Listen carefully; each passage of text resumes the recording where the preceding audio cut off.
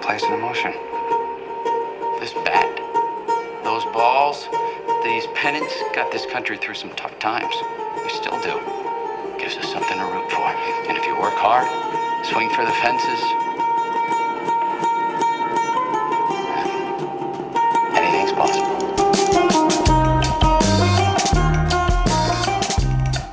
¿Por qué existe una empresa? Si buscas esta pregunta en Google, seguramente encuentres palabras como maximización, utilidad o eficiencia. Pero como siempre, a mí me gusta hilar fino. El economista Ronald Coase recibió el Nobel de Economía en 1991 por su trabajo La naturaleza de la empresa, donde establece los pilares de lo que denomina los costes de transacción. Esta teoría explica muy bien por qué existen las empresas. Imaginemos que no existe ninguna empresa y quisiéramos comer pan. Bueno, pues en ese caso tendríamos que ir a sembrar trigo, tendríamos que cuidarlo, cosecharlo, después transportarlo a un molino, negociar con el molinero, transformarlo en harina, después volver a transportarlo hasta el obrador, negociar con el obrador para añadirle sal y agua y posteriormente cocerlo. En todo este proceso se incurrirá en una serie de costes, no solo respecto a los materiales y a las materias primas, sino también al de transporte, negociación, etc. Estos se denominan costes de transacción. Y la ventaja que ofrecen las empresas es que internalizan todos estos costes de transacción, siendo mucho más eficientes que el mercado de manera individual. Así, por ejemplo, una empresa puede conseguir descuentos por comprar grandes volúmenes de cualquier materia prima, puede disponer de trabajadores más especializados y al final todo eso redunda en un aumento de la eficiencia y de la productividad y disminuye los costes totales. Y la verdad que esto me parece totalmente correcto, pero lo veo más relacionado con la especialización. Y esto todavía no responde a mi pregunta. ¿Por qué existe una empresa?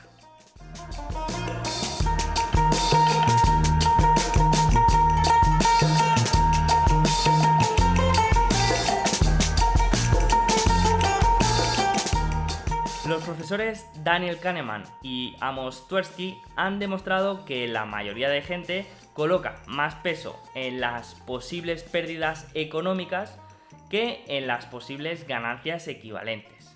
Esto se llama aversión a la pérdida y, entre otras cosas, esta aversión a la pérdida hace que, por ejemplo, nos sea más difícil vender posiciones que tengamos en pérdidas o hace que la gente prefiera premios más pequeños a cambio de más seguridad. También explican por qué los castigos suelen ser más efectivos que los premios a la hora de motivar a alguien y también, lo más importante, también explican por qué existen las empresas. Una empresa está diseñada para diluir riesgos y superar la aversión a la pérdida natural que tenemos los individuos. De hecho, las primeras empresas que se crearon fueron las compañías de transporte marítimo de las Indias Orientales británicas y holandesas. Con estas empresas, si un barco se hundía, todos los accionistas perdían una cantidad tolerable de su patrimonio en lugar de que el dueño de un barco perdiera toda su fortuna. Y de esto va un poco este episodio, de los riesgos y cómo afectan a las empresas y a los proyectos de inversión. Así que poneros cómodos porque me acabo de preparar este café y empezamos.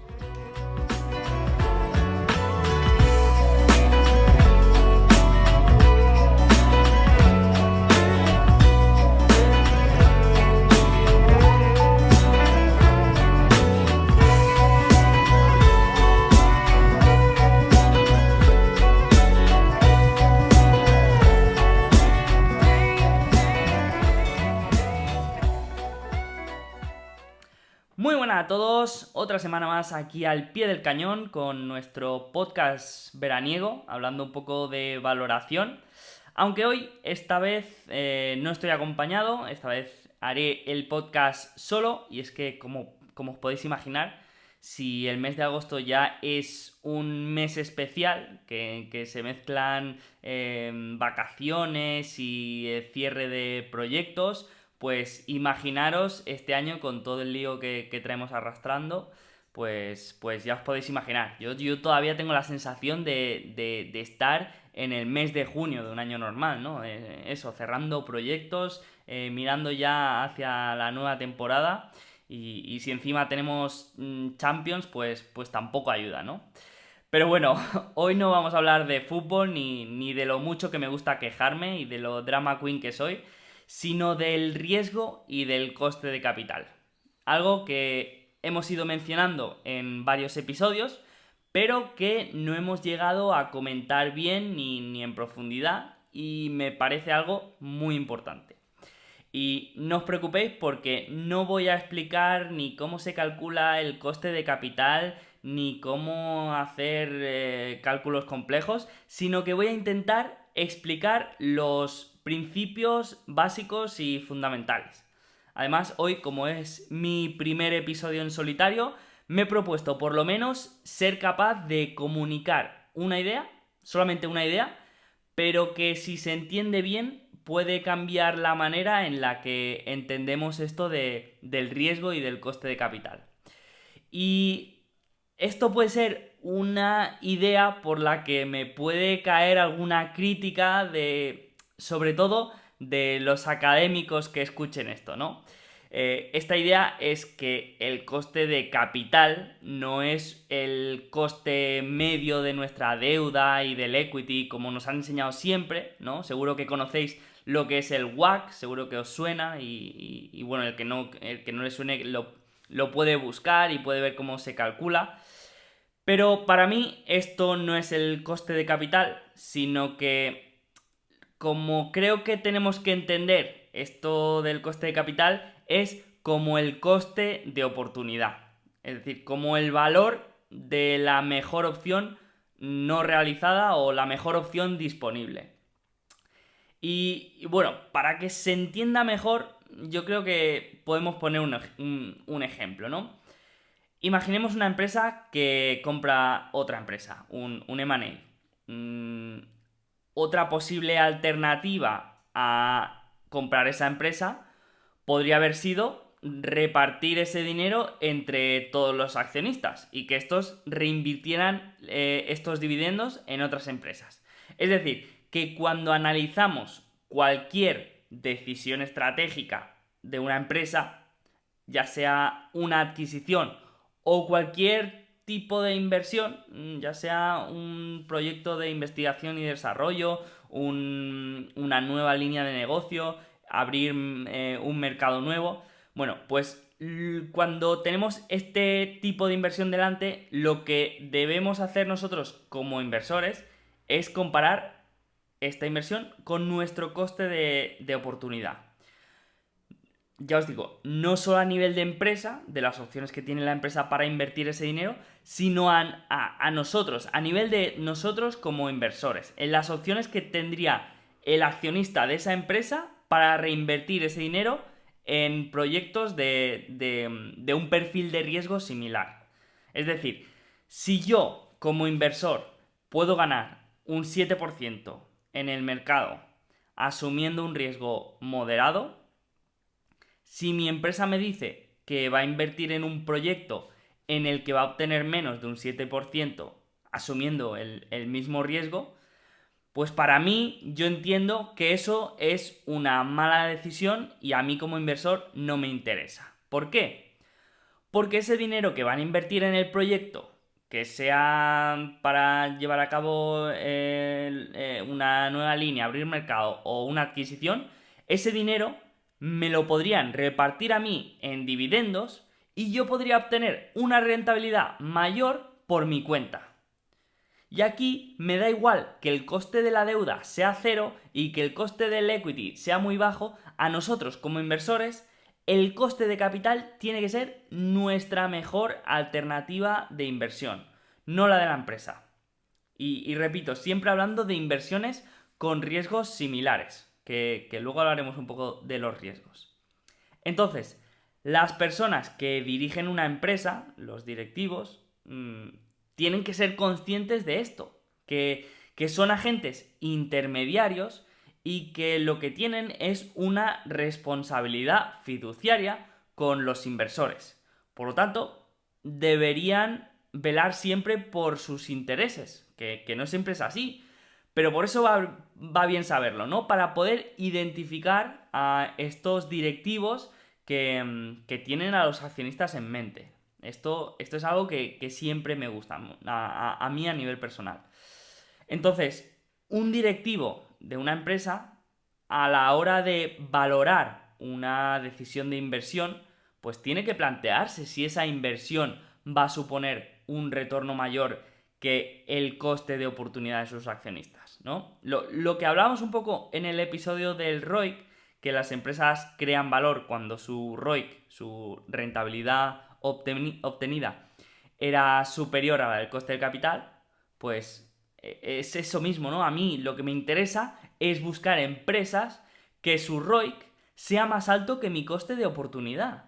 Es decir, que yo, invirtiendo en esa empresa pueda obtener más rentabilidad de la que yo puedo obtener como inversor.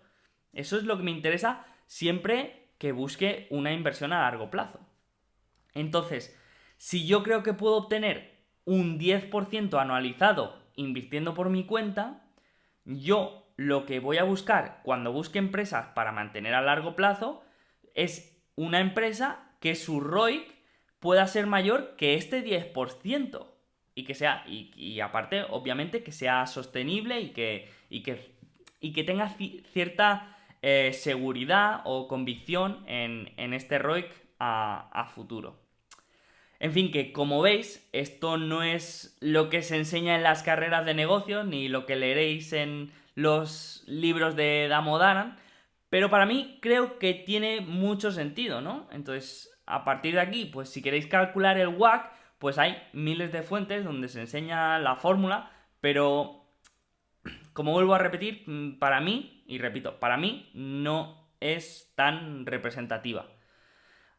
Sí que me gusta saber, por ejemplo, el coste medio de la deuda, porque te puede dar información de la solvencia percibida por los acreedores, pero más allá de eso, no le veo demasiada utilidad. Y bueno, a partir de aquí podríamos hablar largo y tendido sobre cómo aplicar este coste de capital a la hora de, por ejemplo, de descontar los flujos de caja y cómo impacta el riesgo en este coste de capital. Pero como os he dicho, mi intención es que se entienda bien esta idea. Y luego, si te gusta y hay interés, me lo haces saber, me dejas un comentario y puedo hacer un vídeo, un episodio más técnico o cualquier cosa. Estoy abierto a sugerencias. Vamos ahora a pasar a la segunda parte, vamos a pasar ahora a hablar un poco del riesgo y si os habéis fijado, he mencionado un par de veces que esto del coste de oportunidad debía aplicarse a alternativas de inversión del mismo perfil de riesgo. Bueno, pues vamos a desgranar un poco al menos qué entiendo yo por riesgo, porque es algo de lo que siempre se habla y que siempre está en boca de todos los inversores, ¿no? Una empresa tiene mucho riesgo o esta inversión tiene poco riesgo. Bueno, vamos a hacer un ejercicio mental. Aquí no se viene solamente a escuchar, se viene a pensar. Y vamos a pensar un poco qué entendemos nosotros por riesgo. Bueno, pues para mí el riesgo es algo tan sencillo como la incertidumbre que hay sobre los flujos de caja futuros de una inversión. Cuanta más incertidumbre hay, más riesgo existe. Ya sea de una compañía entera, de una división, de un proyecto de inversión. Cuanta más incertidumbre tenga sobre estos futuros retornos, pues para mí hay más riesgo. Y como veis, en ningún momento menciono la palabra volatilidad. Y, a ver, hay que decir que el riesgo tampoco es una cifra que siempre sea fácilmente medible. Sí, a ver, siempre se han intentado usar atajos para calcular el riesgo, como la beta o el risk premium y cosas así, pero desde mi punto de vista no es tan sencillo ni es algo que se pueda medir de esa manera, ¿no? Pero también hay que comentar que el riesgo no es solamente lo que he comentado de la incertidumbre que hay sobre unos flujos de caja futuros, sino también la probabilidad de pérdida total de la inversión. Por ejemplo, me vuelvo a meter un poco con el mundo académico. Según las leyes económicas y empresariales, una empresa debería llevar a cabo un proyecto de inversión si el valor esperado de este proyecto es positivo. Por ejemplo, si tenemos una oportunidad de inversión en la que tenemos un 60% de probabilidad de ganar 8.000 euros y un 40% de probabilidad de perder 2.000, el valor esperado de esta inversión sería 4.000. Por lo tanto, se debería llevar a cabo, porque es un valor positivo y por lo tanto es una inversión que tiene riesgo. Hasta aquí bien. Pero ¿qué pasa si el escenario negativo de esta inversión puede llevar a la compañía a la bancarrota? Vamos a poner otro ejemplo. Tenemos una compañía eléctrica que tiene delante la posibilidad de invertir en la construcción de una central nuclear. Y esta central tiene un coste de 15.000 millones. Bueno, pues si contemplamos el escenario positivo, tiene una probabilidad del 80% de ganar 28.000 millones de dólares. Es decir, que si todo va como está planificado y no hay ningún problema y todo sale bien, pues la rentabilidad sería casi del 50%, pero que existe un escenario negativo que es del 20%, en el que pueden salir problemas, pueden salir problemas regulatorios y que no dejen abrir la central, o cualquier otro tipo de contratiempo que no permita operar este activo, por lo que el valor de este activo sería cero, el beneficio sería cero, por lo que perderíamos los 15.000 millones invertidos. Si aquí calculamos el valor esperado, tenemos un valor positivo, es decir, esta inversión se debería llevar a cabo según la teoría económica que conocemos.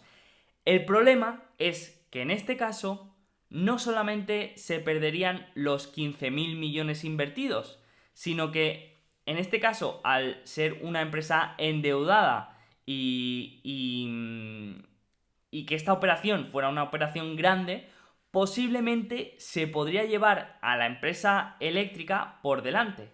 Por lo que no solamente se pierden estos 15.000 millones de dólares en un escenario negativo, sino que se perdería todo el equity de la empresa, porque podría ir a bancarrota, ¿no? Es decir, que una empresa no debería asumir un riesgo que ponga en peligro al resto de la compañía, aunque el ban sea positivo. Si el escenario es negativo, o sea, si el escenario negativo pone en peligro a la empresa en su conjunto, pues el management debería renunciar a ese proyecto, ¿no? Esto para mí es importante de entender. Pero por la misma razón, otras empresas no deberían evitar riesgos que no pongan en peligro al resto de la compañía, ¿no? Por ejemplo, Google y Facebook. Pues estas dos empresas se pueden permitir tranquilamente invertir miles de millones de dólares en investigación y desarrollo, porque aunque lo que saquen de ahí valga cero, no va a poner en riesgo a la empresa. Por lo tanto, sí que puede tener sentido, ¿no? Y ya por acabar un poco, bueno, pues para evitar decisiones estratégicas desfavorables, pues tenemos que entender bien estos dos conceptos, el coste de capital y el riesgo. Más adelante podemos profundizar más en cómo entran en la valoración y cómo se pueden llevar a cabo en una aplicación más práctica, pero bueno, por ahora yo creo que está bien entenderlo, los fundamentos y los principios. Así que lo voy a dejar aquí. Hoy se ha quedado un episodio cortito, pero quería transmitir estas dos ideas bien. Así que muchas gracias por estar otra semana ahí. Muchas gracias por escucharnos. Que tengáis muy buen fin de semana. Hasta la semana que viene.